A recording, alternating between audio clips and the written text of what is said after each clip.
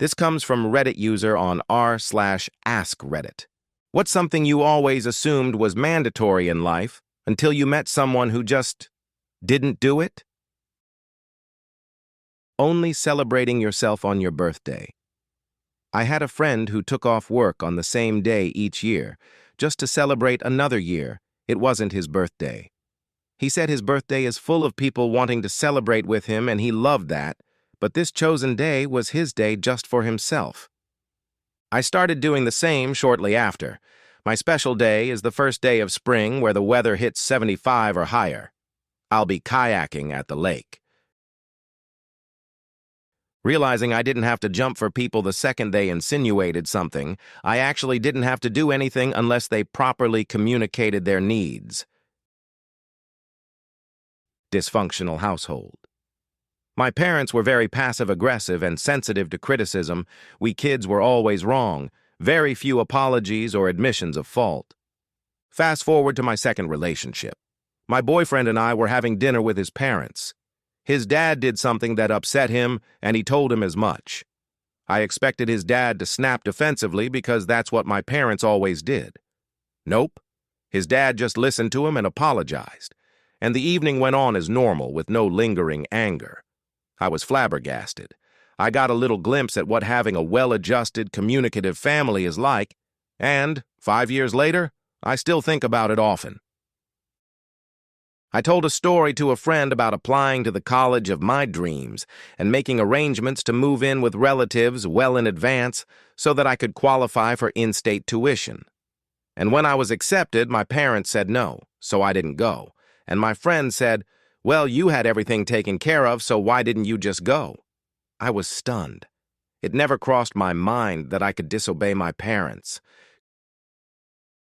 Quitting an event that sucks rather than sticking it out because you've already paid for it is maximum freedom. Deal with failure without emotional fallout. I once failed in something majorly in a pretty significant life milestone. I felt horrible, embarrassed, and lost. The person who helped me immediately went into pragmatic mode. All right, that's tough. We're going to pivot. Here are the other options available. Here are the resources for them. Let's talk about what direction you want to go next.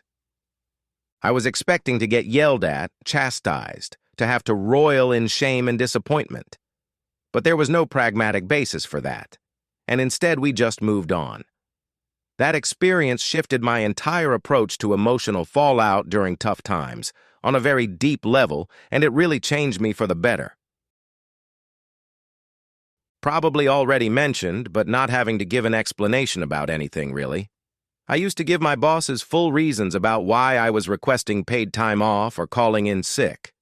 Or if I didn't want to attend an event I felt like I needed to have an excuse why I didn't or couldn't go, then I met a coworker who just didn't do that. She would call out sick with the reason, "I won't be in today," and that's it. She declined coming to a dinner I was hosting by just saying, "I won't make the event," which is 1000% fine by me. It just blew my mind, and I love it. Taking the high road. I met this girl in grade 6, and when someone told her that her shoes were ugly, she told them that at least she wasn't trying to make themselves feel better by picking on other people. She didn't even say it rude, just stated it the way you would say it was cloudy out. She then turned back to our conversation and refused to acknowledge the person. I asked her why later, and she told me people who don't want to like her, she doesn't want them to like her either. She didn't want to waste her energy being nice to someone who starts off the conversation by teasing her. I thought that was interesting. You can only imagine how when a boy punched her best friend in the stomach, she slapped him so hard he fell back and then told the teacher what happened, including her slapping him, and then the teacher asked why she slapped him. She said it was so he wouldn't hurt people again. Violence isn't the answer, but this girl was brutal for an 11-year-old. She was actually really sweet and would give her lunch to kids who couldn't afford their own. She was an absolute angel. However, she was very firm that no one could abuse that or her. I thought of that as my first idea when I saw this question. Update about her because a lot of people asked. She is now running a social services safe house school for girls, ages 25 and under, in bad homes, relationships, or other situations. She teaches self-defense, how to de-escalate, how to talk to recognize manipulation, how to negotiate, how to make an effective police report, and other things of that general bias. She and her wife have 2 adopted daughters. One of them is a trans girl and spoke at a LGBTQ conference for teens about standing up for yourself and being proud of who you are. My friend is doing amazing. She's successful and happy, and I can't imagine myself without her. When my daughter got assaulted, she connected her with a victim advocate and spent hours at our house teaching my daughter what words juries found important, what details she needed to include, and what to say if anyone gave her crap about it. Having a house or apartment that you return to in the same place every day.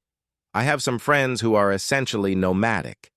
They travel all over the country working events and have no house aside from the camper they live in. I think I never really pictured this as a possible lifestyle before this. I just assumed that people would leave their real house for a few months at a time and then come back. But nope. Their camper is their full-time house and they just move it every 2 months or so. Blew my mind a bit. Pay attention to facts and reality. There are people who will literally tell you they don't care what the truth is because they believe something else and know it's true. Honestly, growing up, I thought we all had to have reasons for our beliefs and behaviors, but no, some people just do stuff and believe stuff with no reason at all. What about you? What is something you always assumed was mandatory in life until you met someone who just didn't do it? Leave your answers in the comments below.